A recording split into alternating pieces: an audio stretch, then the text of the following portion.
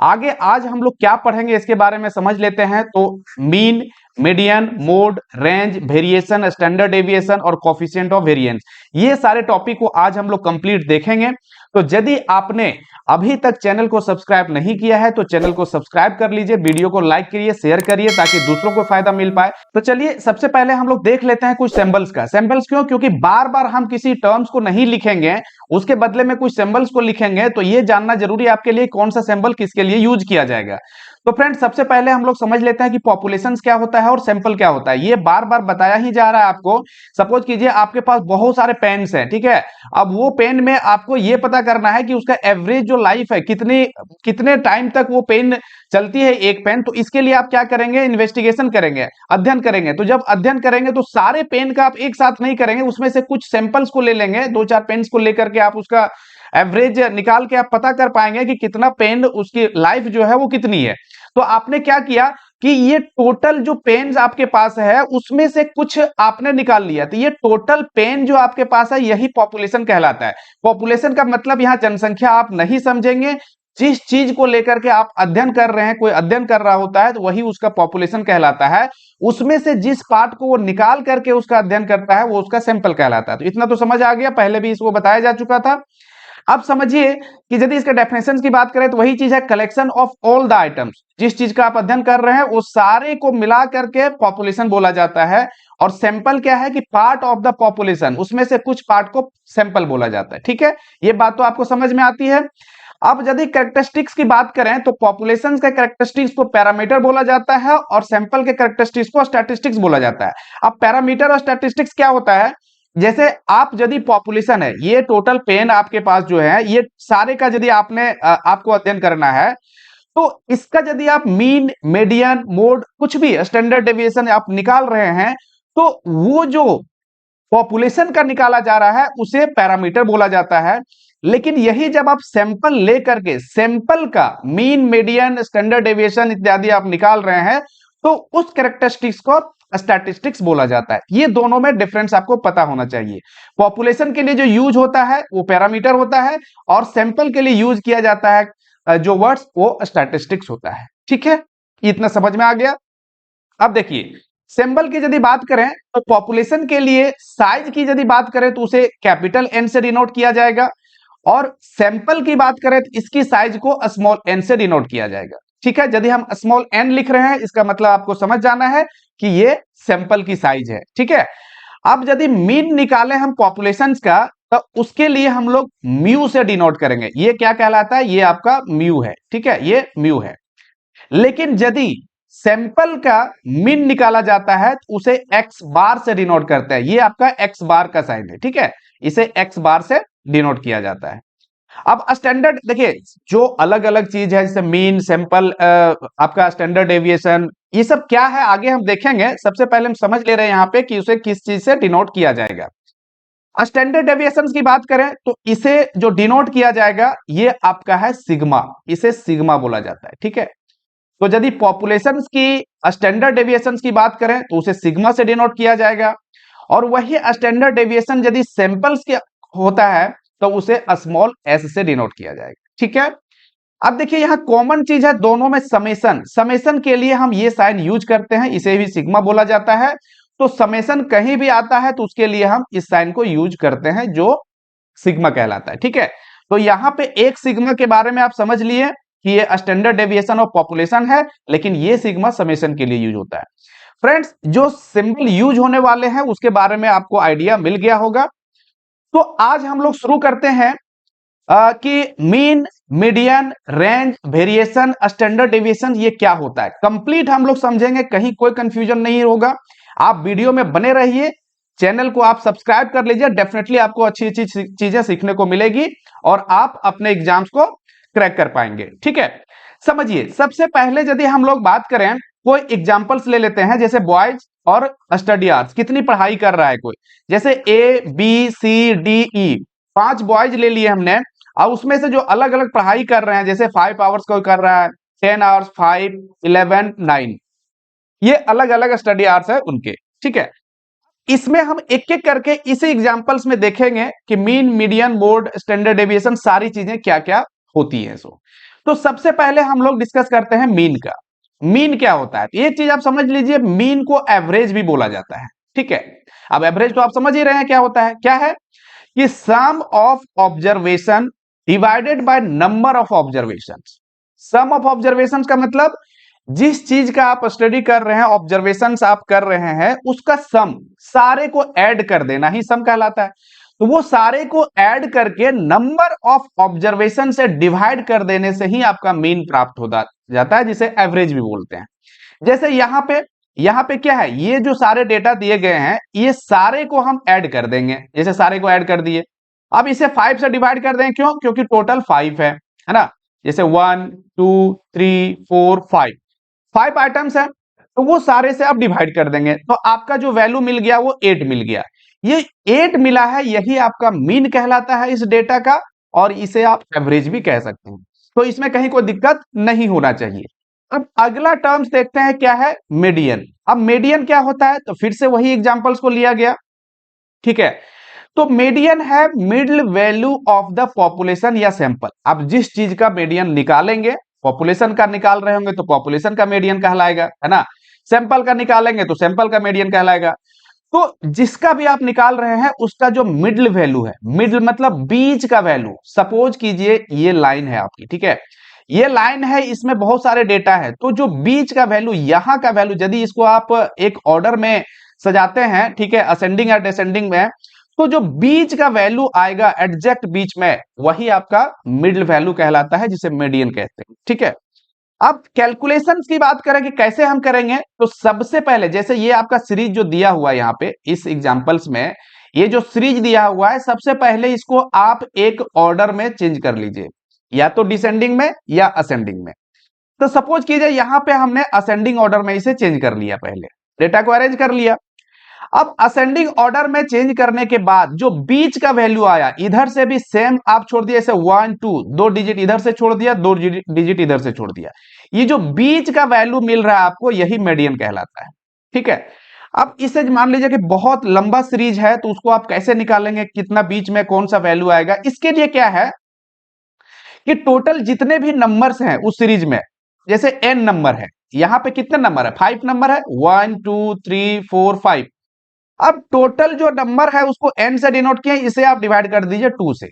जैसे यहां पे कितना था? 5 है, टोटल 5 डिजिट्स है ना इसमें, तो 5 को डिवाइड कर दिया आपने 2 से, तो आपका वैल्यू कितना आया? 2 पॉइंट समथिंग आएगा, 2.5। तो ये जो कंप्लीट होल्स नंबर आपका आ रहा है ना, फ्रैक्शंस वाला नहीं, ये कंप्लीट, उतना आप लेफ्ट से भी छोड़ दीजिए। जैसे 2 आया तो आप 2 डिजिट को लेफ्ट से भी छोड़ दीजिए और 2 डिजिट्स को राइट से भी छोड़ दीजिए, तो बीच का जो नंबर आया यही आपका मीडियन का है। ठीक है, अच्छा, ये तो बात हुई ऑड नंबर की। जब सीरीज आपका दिया हुआ है, टोटल जो नंबर है वो ऑड है, जैसे 5 है तो 5 क्या है? ऑड नंबर है। 6 की बात करें तो इवन नंबर है। लेकिन यदि इवन नंबर हो, if terms are even in number, जैसे आपका यहाँ पे एक डिजिट हमने बढ़ा दिया, 12 ले लिया, तो टोटल कितने हो गए? 6 डिजिट हो गए। टोटल कितने डिजिट हो गए? 6 डिजिट हो गए। ठीक है, तो इसमें क्या करेंगे? तो इसके लिए आप यहां से देखिए, लेफ्ट से आप सेम डिजिट को छोड़िए, 2 को इधर से छोड़ दिए, 2 को इधर से छोड़ दिए। अब जो दो बीच में जो 2 बच गए डिजिट, यही आपके मीडियन कहलाएंगे। लेकिन ये मीडियन 2 डिजिट तो नहीं हो सकता है। देखिए, मीन और मीडियन वो सिंगल डिजिट होता है। तो इसमें क्या करेंगे? आप दोनों को आप ऐड करेंगे, 9 और 10 को ऐड करेंगे, 2 से डिवाइड करेंगे, तो ये 9.5 जो आया, यही आपका मीडियन कहलाया। ठीक है, अब 9.5 मतलब यहां पे कहीं पे यहां पे आ रहा होगा, है ना। लेकिन अब इसको यदि कोई बड़ा सीरीज हो तो कैसे हम पता करेंगे कौन सा बीच में आएगा? तो इसके लिए है सेम कि n डिवाइडेड बाय 2 प्लस 1। ठीक है, ये फॉर्मूला आप याद रखेंगे। अब यहां n क्या है? टोटल नंबर ऑफ डिजिट्स जितने भी हैं उस ऑब्जर्वेशंस में, तो यहां पे जैसे 6 है, तो 6 डिवाइडेड बाय 2 प्लस 1, यहां पे कितना हो गया? 3 प्लस 1। तो ये 3 जो आया, ये 3 डिजिट्स को ले लेना है आपको लेफ्ट से, प्लस 1 एक और ले लेना है उसके आगे। ठीक है, तो जैसे यहां फर्स्ट सेकेंड थर्ड, तो थर्ड में कौन सा आया? 9, और इसके आगे एक ले लेना है 10। तो इस तरह से ये दोनों को लेके आप 2 से डिवाइड कर दीजिए, आपका जो वैल्यू निकलेगा वही मीडियन कहलाएगा। कोई दिक्कत यहां नहीं है। आगे बढ़ते हैं, अब एग्जाम्पल सेम लेते हैं हम लोग। ठीक है, क्योंकि सेम एग्जांपल इसलिए लिया जा रहा है ताकि आपको कोई कंफ्यूजन ना हो और उसी के द्वारा अलग अलग चीजें जो निकालना है उसे हम निकाल पाए आसानी से। ठीक है, आप समझिए, मोड निकालना है। मोड क्या होता है कि most occurring value in the data, सबसे ज्यादा बार जो डेटा आया है उस सीरीज में जो दिया है आपको, है ना, जिस चीज का आपका स्टडी कर रहे हैं, जैसे बॉयज और स्टडी आवर्स का हम लोग देख रहे हैं कि कौन कितने स्टडी कर रहा है, एवरेज कितना है ना, इसके बारे में कोई भी चीज हम लोग निकाल रहे हैं, तो ये आपका जो डेटा दिया है इसमें सबसे ज्यादा बार क्या आया है, कौन सा डिजिट आया है, उसे ही मोड बोला जाता है। तो जैसे देखिए 5 कितने बार आया है, एक बार यहां आया है और एक बार यहां आया है, 2 बार आया है। 10 कितने बार है, एक ही बार है। 11 एक ही बार है। 9 एक ही बार है। तो सबसे ज्यादा बार कौन आया है, 5 आया है। तो 5 इस सीरीज का मोड हो जाएगा। क्या हो जाएगा, मोड हो जाएगा। ठीक है, तो मीन, मीडियन और मोड, इसमें कोई कंफ्यूजन नहीं होना चाहिए। अब देखिए रिलेशन होता है, ये तीनों में मीन, मीडियन और मोड में रिलेशन पाया जाता है, जो क्या है, mode is equal to 3 median minus 2 mode, sorry, mode is equal to 3 median minus 2 mean. तो इस डेटा को, इस रिलेशन को आप याद रखिएगा। इसमें क्या है कि कोई भी दो डेटा आपको दिया गया होगा और किसी एक के बारे में पूछा जाएगा। इसमें कोई भी दो दिया जा चुका है, दिया जाएगा। ठीक है, अब यहां पे यदि आप ये सोचेंगे कि ये जो रिलेशन है कि mode is equal to 3 median minus 2 mean, क्या ये इक्वल हो जाते हैं जब हम इसका वैल्यू को पुट करेंगे? तो जरूरी नहीं है कि आपका इक्वल होगा। जैसे यहां पे निकाला गया था उसमें यदि आप पुट करके देखेंगे तो जरूरी नहीं है कि आपका इक्वल होगा। लेकिन जब आपका दो डेटा दिया हो और तीसरा फाइंड करना हो तो आप इस रिलेशन को यूज करेंगे। ठीक है, अब देखिए एक चीज यहां पे क्या बोल रहा है कि if data in the number series is even number, then median is not a part of that series, but in case of odd number median is part of the given series. क्या कह रहा है, जैसे इससे पहले वाला example में median वाला समझिए। क्या है यहाँ पे, डेटा जो है ये ऑड में है, तो बोल रहा है कि यदि ऑड में डेटा हो तो जो मीडियन आता है ना वो इसी सीरीज में से कोई ना कोई डिजिट होता है। तो डेफिनेटली जैसे यहां पे जब देखिए ये जो है, ठीक है, ये ऑड सीरीज है, टोटल 5 डिजिट्स हैं इसमें, तो ऑड हो गए, तो इसमें 9 जो आ रहा है वो इसी सीरीज का पार्ट है। लेकिन यहां जब ये आपका इवन नंबर में है, ये सीरीज जो है सो इवन नंबर्स में है, तो जो 9.5 आया डिजिट्स आपका, जो मीडियन आया, ये इस सीरीज में नहीं है। इसको डिवाइड करने के बाद 9.5 आया, तो 9.5 का कोई डिजिट्स यहां पे नहीं है। ठीक है, तो इसका मतलब क्या हो गया कि ये बोल रहा है कि यदि आपका ऑड नंबर में सीरीज हो तो मीडियन जो निकलेगा वो उसी सीरीज में से कोई ना कोई डिजिट होगा, लेकिन यदि इवन नंबर में हो सीरीज तो मीडियन उस सीरीज का पार्ट नहीं होगा। ठीक है, आगे समझिए, मोड में have more than one value but mean and median में not have more than one value. सही है, मोड की बात मैंने करी अभी, क्या था कि जो एक से कितनी बार आया है कोई डेटा उसे ही मोड बोला जाता है। तो वो क्या है, आपका एक से ज्यादा हो सकता है ना, वही कह रहा है कि मोड आपका एक से ज्यादा वैल्यू हो सकता है, लेकिन मीडियन और मीन की बात करें तो कोई सिंगल वैल्यू होगा जो निकाला जाएगा। ठीक है, तो ये चीज भी आप याद रखिएगा, ऑब्जेक्टिव क्वेश्चंस में आपको पूछे जा सकते हैं, ये आपको समझ में आ गया होगा। चलिए आगे बढ़ते हैं, फिर से सेम एग्जांपल्स लेते हैं। ठीक है, अब रेंज की बात करते हैं। रेंज क्या होता है, तो रेंज क्या है कि जो सबसे स्मॉलेस्ट वैल्यू है इस सीरीज में, सबसे छोटा वैल्यू और सबसे बड़ा वैल्यू, वो दोनों का डिफरेंस ही रेंज कहलाता है। जैसे यहां सबसे बड़ा वैल्यू आपका 11 है और सबसे छोटा वैल्यू सीरीज में 5 है, ये दोनों का डिफरेंस जो आया यही आपका रेंज कहलाया। रेंज मतलब कहां से कहां तक वैल्यू फैला हुआ है वो टोटल सीरीज का, वही आपका रेंज कहलाता है। ठीक है, इसमें भी कोई प्रॉब्लम नहीं है। फ्रेंड्स यदि आपको समझ में आ रहा है, किसी तरह से कोई दिक्कत नहीं है, तो आप वीडियो को जरूर शेयर करिए, लाइक करिए। ठीक है, चलिए आगे बढ़ते हैं। फिर से सेम एग्जांपल्स लेते हैं हम लोग। आप समझते हैं वेरिएंस। देखिए वेरिएंस बहुत इंपॉर्टेंट है आपके लिए समझना, क्योंकि इसको यदि आप समझ जाते हैं तो स्टैंडर्ड डेविएशन भी आपको समझ में आ जाएगा, ठीक है। लेकिन इसके लिए जरूरी है वेरिएंस को समझना, ठीक। अब देखिए वेरिएंस क्या होता है। वेरिएंस का मतलब क्या होता है? वेरी करना, है ना। वेरी करना, किसी चीज से कोई चीज वेरी कर जाना, वही वेरिएंस कहलाता है। तो वेरी किस चीज से करना? तो यहां जो हम लोग पढ़ेंगे वो मीन, एवरेज से वेरी करना। जैसे variance measure variability from the mean. जो वेरिएबिलिटी है, जो अलग है, वो मीन से कितना अलग है उसके बारे में हम लोग समझेंगे, ठीक है। तो जैसे ये आपका डेटा दिया हुआ है, अब मीन इसका हमने निकाला था, इससे पहले कितना आया था? 8 आया था, 8, है ना। ये आपका मीन था। अब ये मीन से ये जो डेटा सारे दिए गए हैं, सारे सीरीज, ये सीरीज में जितने भी डिजिट्स हैं वो कितना वैरी कर रहा है, कितना अंतर है वो का। जैसे यहां पे यदि बात करें 5 से, तो 5 से यदि हम लोग वेरिएंस यदि निकालें कि कितना वेरी कर रहा है मीन से, एवरेज से, तो ये आपका निकल गया -3, ठीक है। अब यदि इसकी बात करें तो इसमें यदि हम 8 माइनस करते हैं तो ये आपका आ गया 2। इसमें यदि हम 8 माइनस करते हैं तो ये आपका आ गया -3। इसमें यदि 8 माइनस करें तो ये आ गया आपका 3, और यहां पे यदि 8 माइनस करते हैं आपका आ गया 1। तो क्या हो गया कि सारे डेटा जो सीरीज में दिए हुए हैं उसमें से जो मीन आपका है, जो एवरेज निकला है इस सीरीज का, उससे वो सारे डेटा कितना वेरी कर रहा है, कितना डिफरेंस है, यही आपका वेरिएंस कहलाता है। वेरिएंस अभी आगे और समझेंगे हम लोग। तो ये क्या कह रहा है? वेरी कर रहा है प्रत्येक डिजिट से। इतना आपको समझ में आ गया होगा। अच्छा एक चीज बताइए, यदि ये आपका ज्यादा हो, जो एवरेज आया है बहुत ज्यादा आया हो, तो डिफरेंस भी आपका ज्यादा होगा, ठीक है। इसका मतलब है कि जो डेटा दिए गए हैं आपके सीरीज में, एक दूसरे से भी वो काफी डिस्टेंस पे होगा, काफी वेरी कर रहा होगा वो डेटा।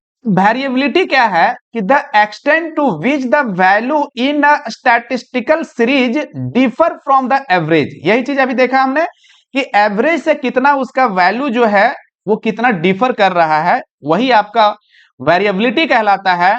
जब इसे एक फॉर्मूला के रूप में हम यूज करें तो क्या होता है कि variance is equal to square of standard deviation. अब एक नया टर्म आ गया, स्टैंडर्ड डेविएशन। तो स्टैंडर्ड डेविएशन और वेरिएंस दोनों आप साथ में समझिए, तभी ये समझ में आएगा और दोनों समझ में आएगा। तो वेरिएंस का फॉर्मूला क्या हो जाएगा? तो variance is equal to sigma square. यहां सिग्मा क्या है? स्टैंडर्ड डेविएशन है। अब स्टैंडर्ड डेविएशन क्या है वो देखेंगे हम लोग, तब आपको क्लियर होगा।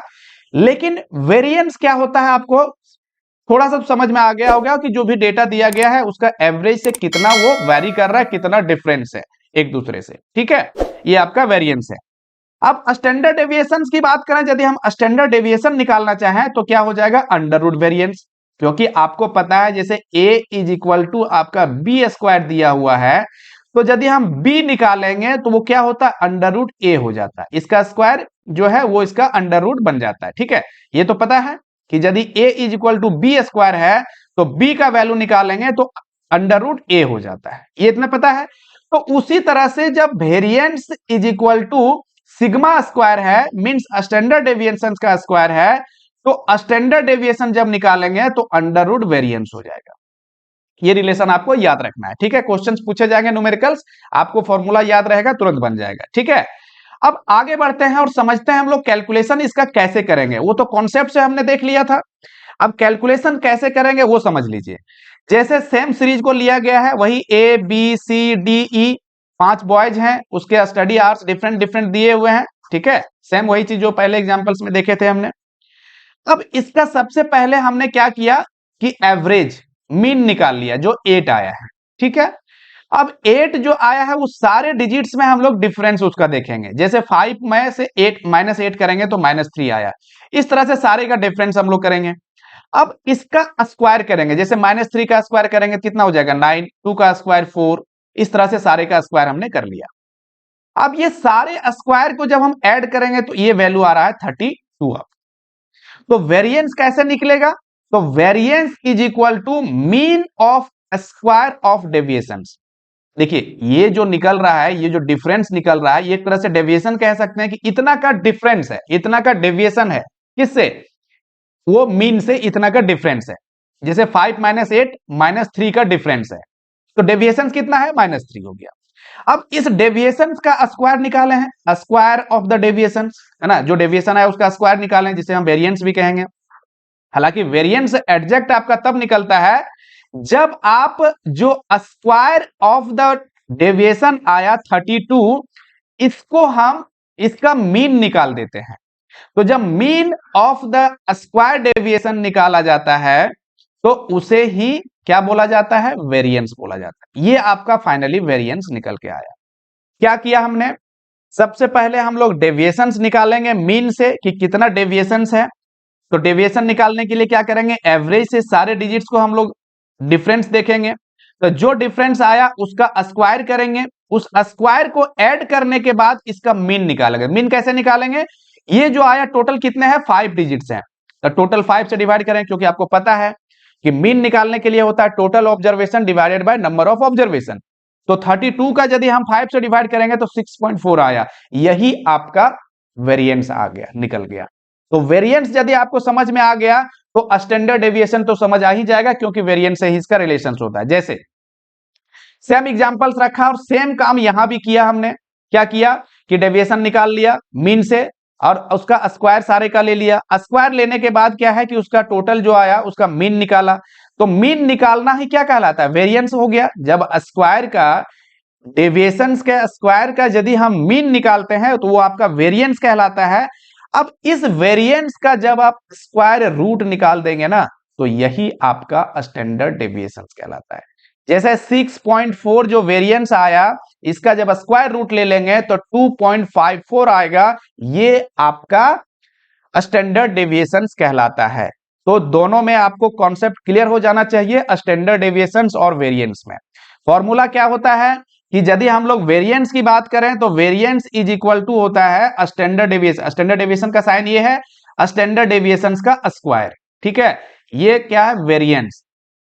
और यदि हम लोग स्टैंडर्ड डेविएशंस निकालें तो इसका फॉर्मूला हो जाएगा अंडर रूट वेरिएंस। ये दोनों फॉर्मूला आपको याद रखना चाहिए, और कैसे निकलता है ये आपको पता चल गया। जब डेटा दिया गया हो और निकालना हो तब आसानी से निकाल सकते हैं। ठीक है, अब स्टैंडर्ड डेविएशंस को हम लोग मैथमेटिकली तो समझ लिए कि कैसे निकाला जाता है, इसका कॉन्सेप्ट क्या है ये ऐसे हम समझते हैं। इसको लैंग्वेज में कैसे हम लोग इसको समझ सकते हैं? तो it is the square root of arithmetic average of the square of the deviations from the mean. Same वही चीज बोला है इन्होंने कि ये स्क्वायर रूट है। देखिए अंडर रूट यहां पे निकाले ना, क्या है कि अंडर रूट वेरिएंस।